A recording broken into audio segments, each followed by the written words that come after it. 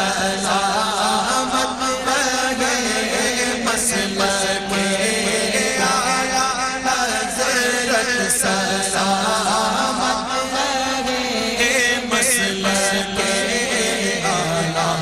مسلمانوں کو پہلا سامنا تھا اپنی توحید کے درس کو بچانا ہے، دعوت توحید کو بچانا ہے. آپ کہیں گے دعوت توحید کس طرح بچانی ہے؟ آج ہم مسلمان بیٹھے ہیں الحمدللہ، یہ ان کا صدقہ ہے. آج جو ہم کلمہ پڑھتے ہیں یہ ان کا صدقہ ہے. آپ کہیں گے کس طرح؟ میں ثابت کرتا ہوں. ہندوستان میں آج سے کم و بیش 100-125 سال پہلے ایک تحریک چلی تھی، اور اس تحریک کا جو بانی تھا اس کا نام تھا سوامی دیانند سرسوتی. سوامی دیانند سرسوتی. اور اس نے اپنی تحریک کا نام رکھا ستیارتھ پرکاش. اور ان کا مقصد کیا تھا؟ ان کا ایک مقصد تھا کہ قرآن کے تراجم میں رد و بدل کر کے مسلمانوں کو قرآن کا باغی بنا دینا. تو یہ سوامی دیانند سرسوتی بڑا سحر بیان تھا، بڑی جادو تھا اس کے بیان میں، بڑی لچھے دار گفتگو کرتا تھا، اور جو سنتا تھا فرشتہ ہو جاتا تھا. تو جب سوامی دیانند سرسوتی لوگوں کے درمیان جاتا، مسلمان بھی تھے، ہندو بھی تھے، وہ اس کی گفتگو کو سنتے. ہندو تو مانتے ہی تھے اسے، لیکن بعض اوقات کم پڑھے لکھے مسلمان اس کی گفتگو کے دام فریب میں پھنس کر اپنے ایمان کا گلا گھونٹ دیا کرتے.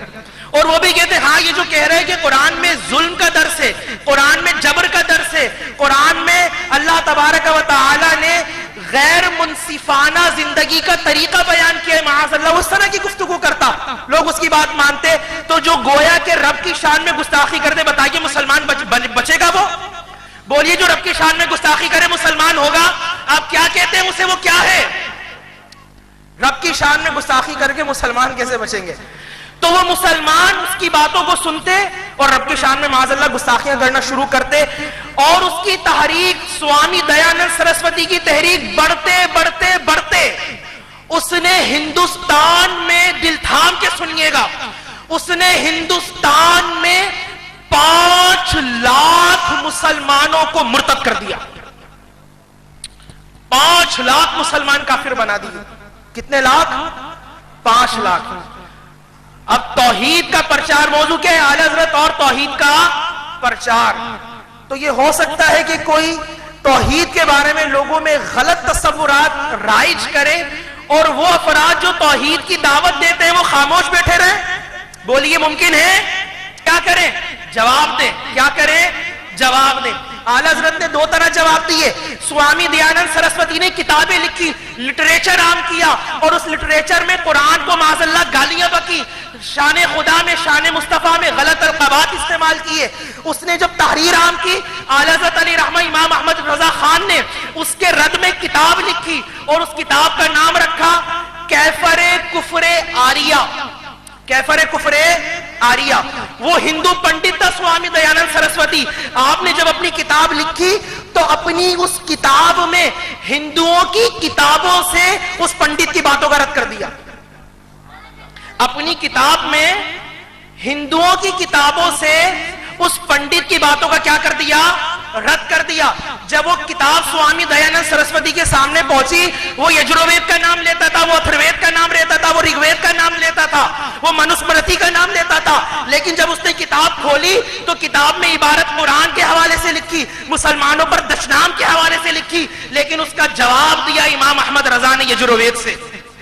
کس سے دیا؟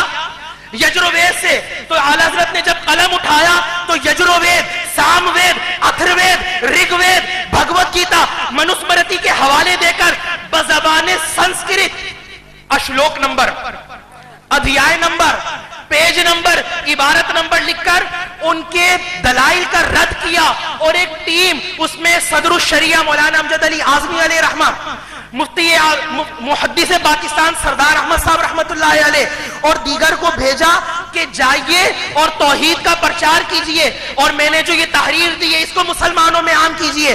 وہ گئے لوگوں کے درمیان اور جا کر توحید کا پرچار کیا. میں نے آپ کو کہا تھا توحید پر، توحید کے دس پر، توحید کی دعوت پر حملہ ہوا. تو جو توحید کا پرچار کرتا ہے، توحید کا دس دیتا ہے، توحید کی دعوت کو عام کرتا ہے، ان پر لازم ہے وہ جواب دیں. اعلی حضرت نے جواب تو دے دیا. امام احمد رضا خان نے جواب تو دے دیا، لیکن ابھی کچھ جواب باقی تھا، ابھی کچھ جواب باقی تھا، اور وہ جواب تھا دندان شکن۔ کون سا؟ دندان یہ دانتوں کی جمع ہے، کون سا جواب ہو؟ دندان شکن، پنچ مار کر ان کے ساری 32 کو توڑ دیا جائے۔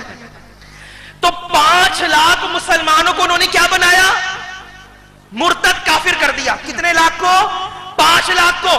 اعلی حضرت علیہ رحمہ نے خلفاء کو اور مجاز علماء کو بھیجا، انہوں نے 11 ماہ تک مسلسل ان علاقوں میں جہاں پر انتشار افتراق برپا تھا وہاں پہ جا کر توحید کا درس دیا، مسلمانوں کو قرآن سنایا، اور وہ مسلمان جو 5 لاکھ کی تعداد میں کافر ہو چکے تھے، ان 5 لاکھ کو دوبارہ مسلمان کرنے کے ساتھ ساتھ 6 لاکھ ہندوؤں کو دائرہ اسلام میں داخل کر دیا۔